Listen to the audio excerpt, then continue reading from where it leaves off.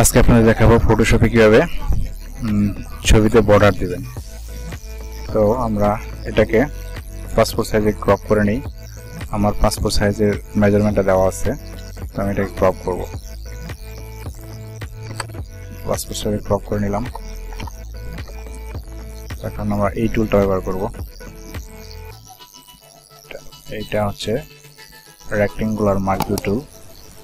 এটাতে ক্লিক করার পর এটাকে আমরা এভাবে টেনে দিব। পরে যাব আমরা এডিট থেকে স্ট্রোক থেকে আমরা কত পিক্সেল রাখতে চাই বর্ডারটা, যেমন 3 পিক্সেল। কালার দিলেই কালার যে কোনো কালার দিতে পারেন, আমি ব্ল্যাক কালার দিচ্ছি। ওকে, এখানে ওকে দিয়ে দিলাম।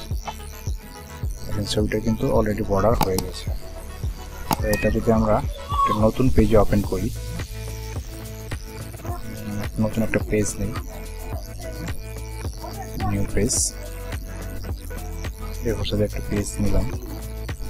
তো এই ছবিটাকে যদি আমরা এই পেজে ছেড়ে দিই, তাহলে দেখবেন এই যে ছবিটার বর্ডার চলে আসছে অটোমেটিক্যালি। হ্যাঁ, ছবিটার বর্ডার হয়ে গেছে। তো আপনি এভাবে ছবিতে সহজেই বর্ডার ক্রিয়েট করতে পারবেন।